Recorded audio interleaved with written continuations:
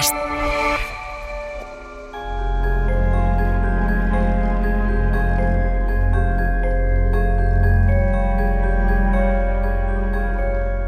Bueno, en realidad es que si nos atenemos a lo que conocemos de la historia por los testimonios de la época y no damos pie pues a pensar que se pueda tratar de una conspiración contra ella, como algunos historiadores más modernos han querido ver, es un caso muy parecido al de Jules de Retz, no mucho tiempo antes en la Francia del 1500, ¿no? Estamos ante una asesina en serie, posiblemente, de ser cierto todo lo que se cuenta, pues la asesina en serie más importante, por decirlo así, de la historia, o al menos con el mayor número posible de víctimas. Y aunque la leyenda, como te decía antes, nos ha dado esa imagen mitológica de los baños de sangre, de su búsqueda de la inmortalidad a través de bañarse en la sangre de sus víctimas e incluso de beberla, lo más seguro es que se tratara fundamentalmente pues de una persona con inclinaciones sádicas, ¿no? De una asesina psicópata, incapaz completamente de empatizar con sus víctimas, que además eran prácticamente todas de extracción popular. Se trataba pues de sus sirvientas y de las hijas de campesinos, etcétera, y entonces por tanto es muy posible que practicara con ellas ese tipo de torturas tan exageradas y tan crueles.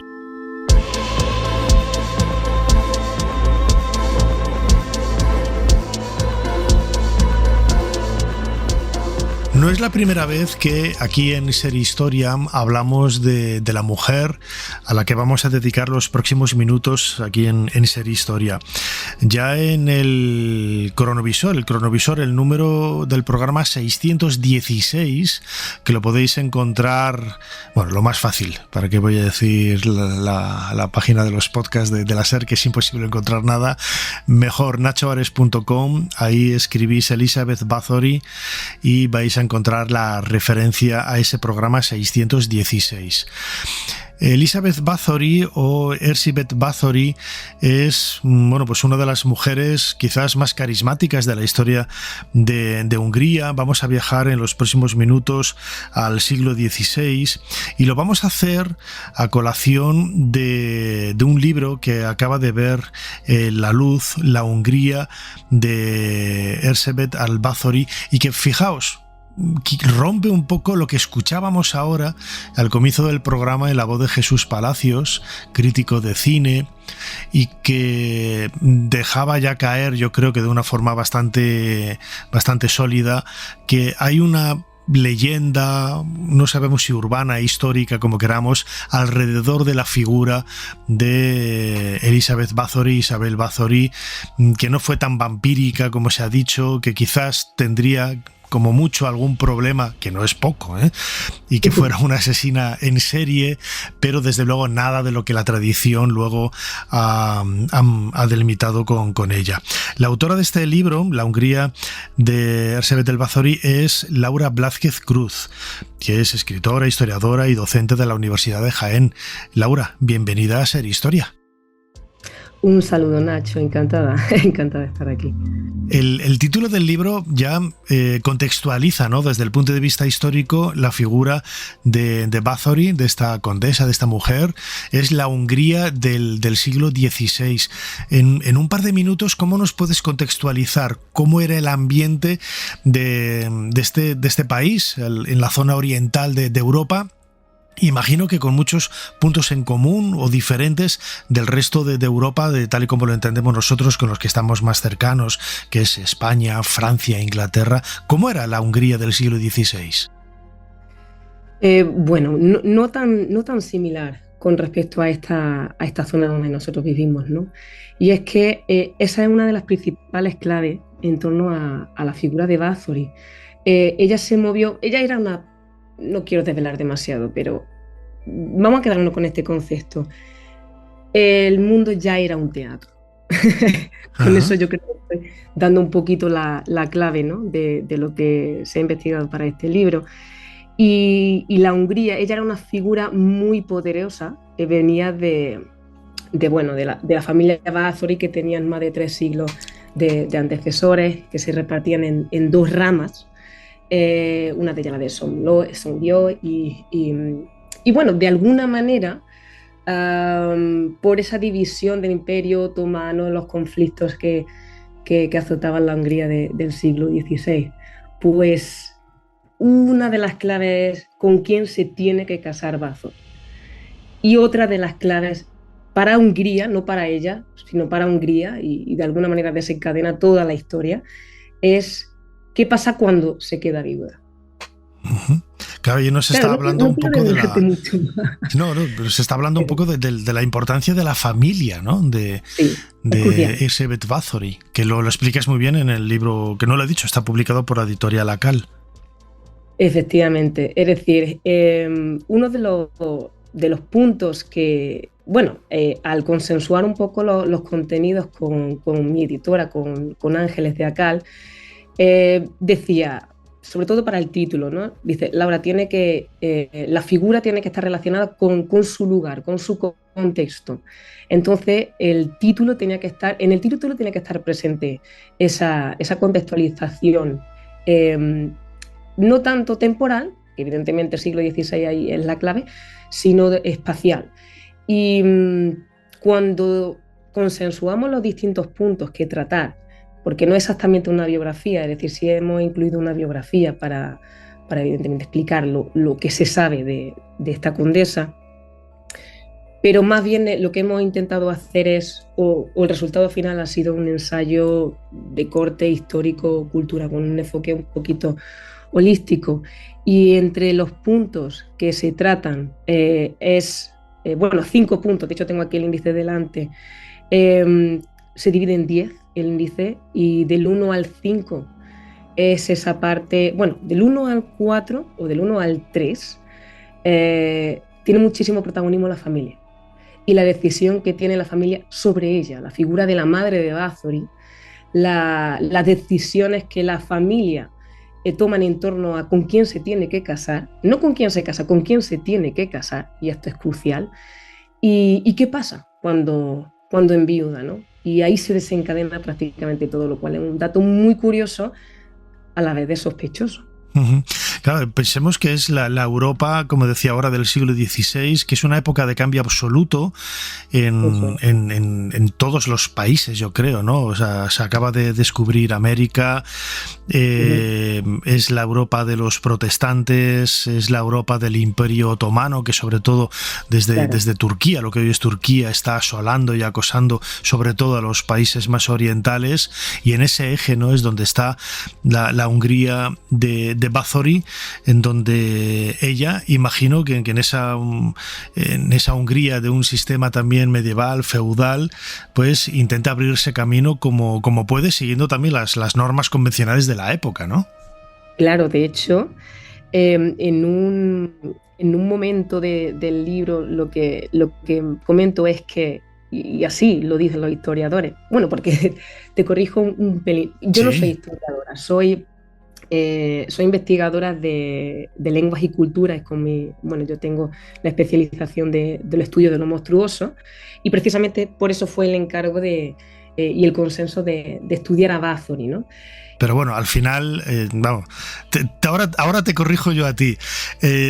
Para ser historiador no hace falta tener ningún título universitario. Sí, eso de la titulitis, aquí en Ser Historia lo dejamos de lado. Por aquí han desfilado hasta cocineros, que son verdaderos maestros, por ejemplo, de la historia de la Inquisición, que tienen el delito de ir todos los lunes, que es su día de descanso, al Archivo Histórico Nacional, al CSIC, a bucear en la documentación de la Inquisición, y son pues verdaderos investigadores e historiadores, ¿no? Pero bueno, cerrando esto, tu libro, que realmente es un libro de historia, de investigación, está basado también en ese contexto que decía hasta ahora de tu apego por lo monstruoso, ¿no? Lo extraño, lo insólito.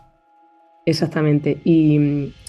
Y bueno, cuando hablábamos antes de la conexión de Hungría con el resto de Europa, en verdad en esa época, en el siglo XVI, precisamente por la guerra del Imperio Otomano, que prácticamente le pilló de lleno a Bathory, precisamente con todo el poder que tenía entre manos. Y esos movimientos sociopolíticos son las que de alguna manera le llevaron a donde le llevaron.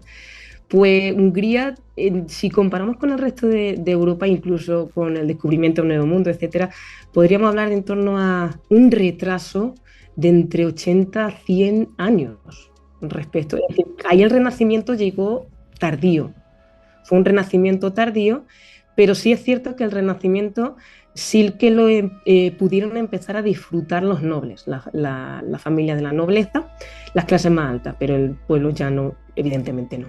Seguía siendo muy medieval todo, ¿no? Claro.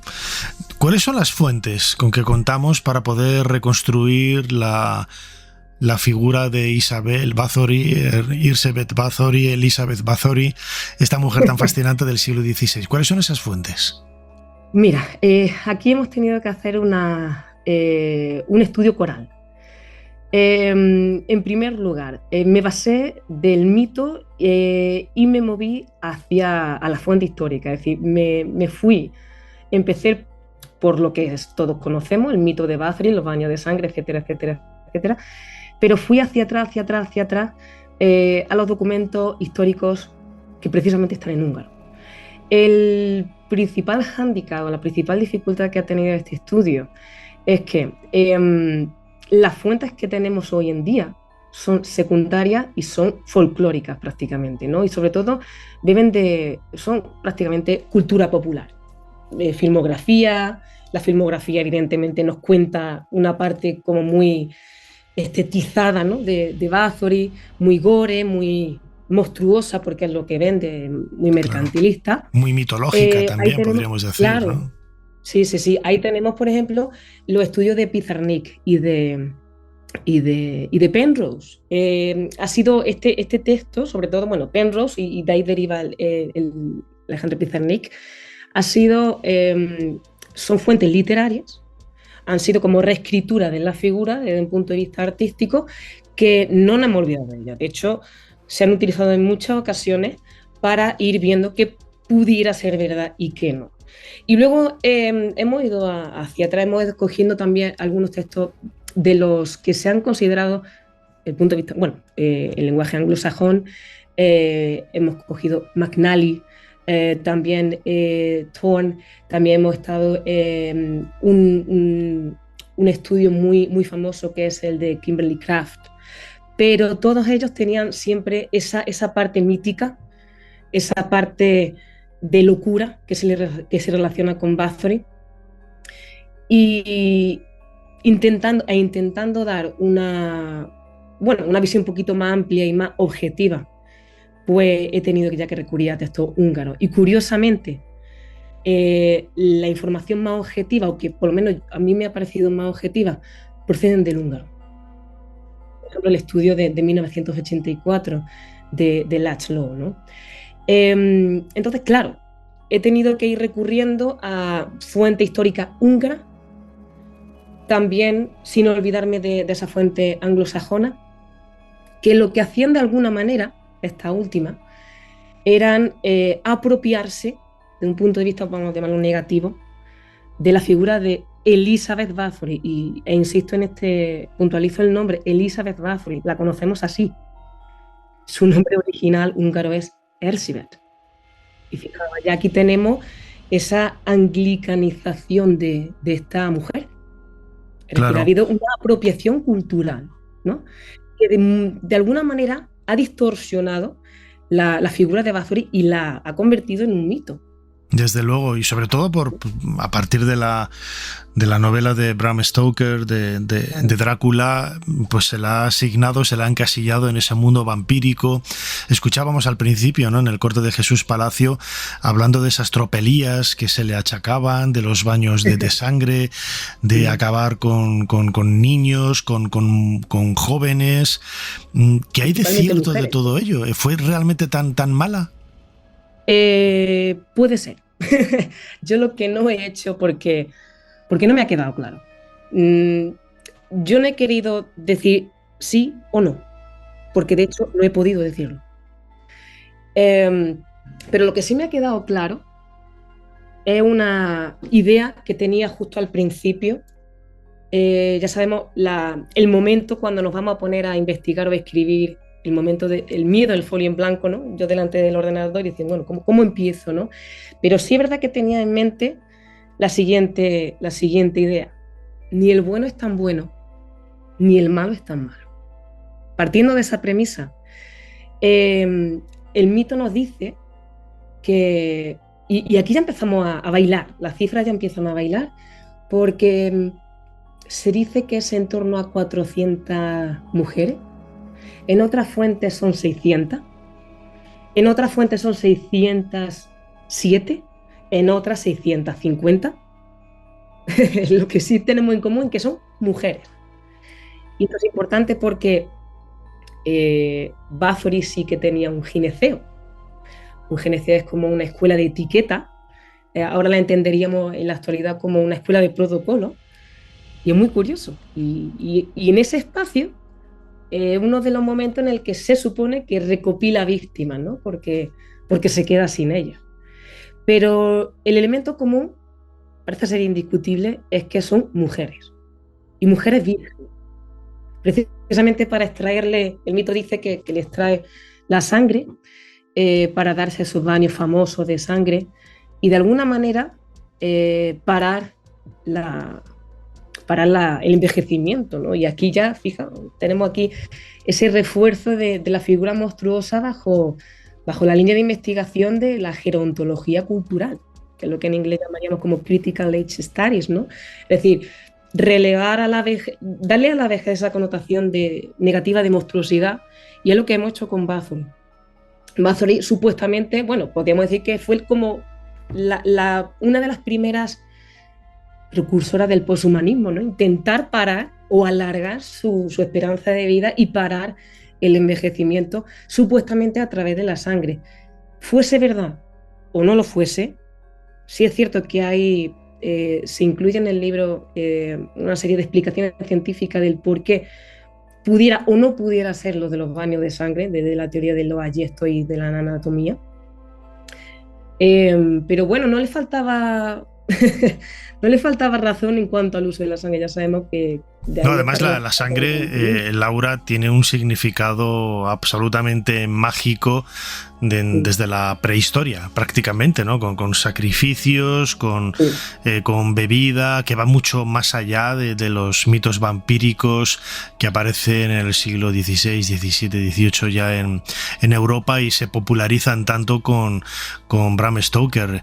Precisamente, claro, ¿no? Yo lo decía ahora, la figura de Isabel Bathory, de Erzsébet Bathory en húngaro, se hace mucho más popular pues por ser quizás el paralelo femenino de la figura creada por Bram Stoker.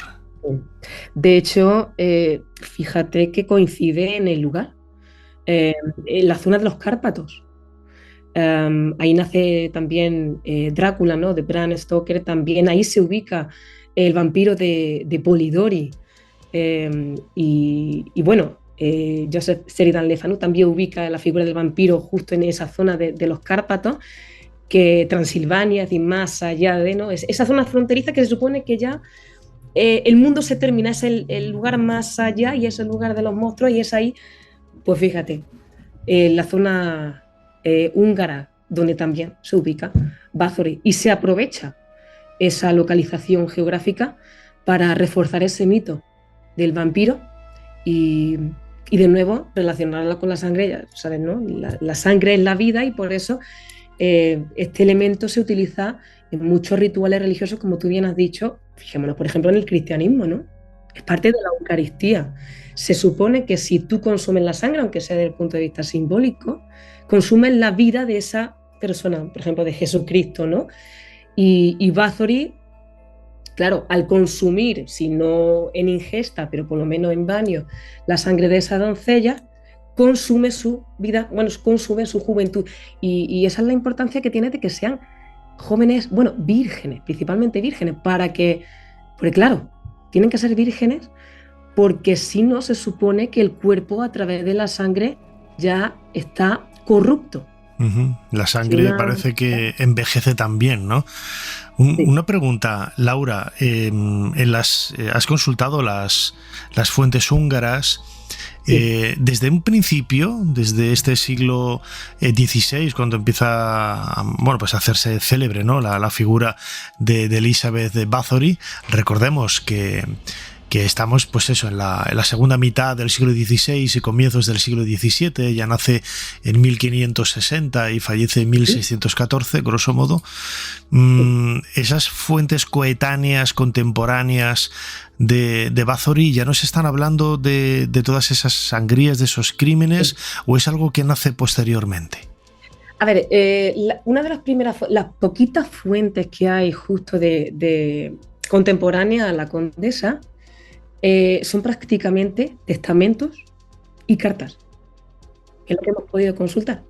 Hemos consultado las cartas de Bathory, que son muy curiosas, y muchas de ellas son cartas a los proveedores. Era una gran administrativa, tenía una vasta posesión, tenía muchísimas posesiones y tenía que administrarlas. De hecho, ella fue criada para administrar las posesiones. Y no hay, en esa documentación no hay referencias de necesito tantas bañeras, cosas así, ¿no?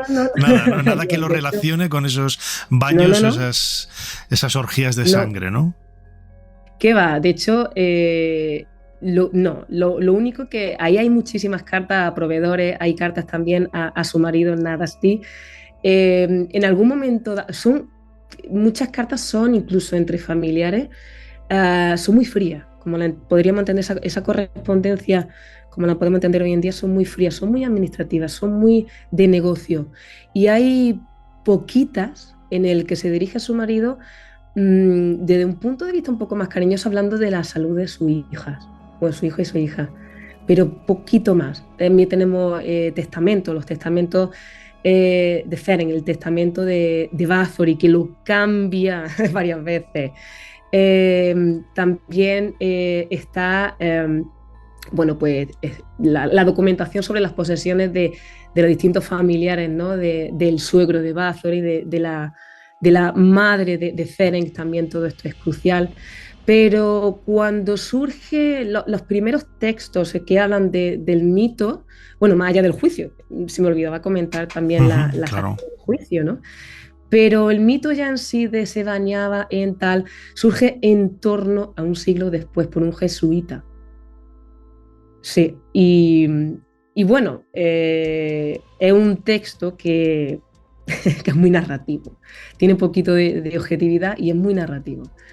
Y ese perfil religioso de este jesuita también es muy, muy, muy importante, porque todo el mito de Bathory, o lo que puede ser el mito, tiene tres pilares, o tiene, mejor dicho, dos pilares. Surgen a través de la culpa, si podemos hablar de culpa, ¿no? O la responsabilidad de ese mito es, por un lado, la política, por otro lado, la economía y, por otro lado, la religión. Esas tres son las patas de Bathory, del mito de Bathory. Una combinación realmente sorprendente. Invito a todos los que nos están escuchando ahora que se acercan a este libro que acaba de publicar la editorial Akal, La Hungría de Erzsébet Bathory, la condesa sangrienta, que por lo que hemos estado escuchando en palabras de su autora, Laura Blázquez Cruz, docente profesora en la Universidad de Jaén y autora de este magnífico trabajo, pues no hay fuentes coetáneas de esos crímenes, no se puede descartar del todo, pero tiene también gran parte seguramente de mitología y de mito. No vamos a decir que tampoco fuera una santa, pero la verdad es que es una vida fascinante. Laura Blázquez, como siempre, muchísimas gracias una vez más por habernos ayudado a hacer un poquito más de historia. Muchísimas gracias, Nacho, por invitarme. Un placer.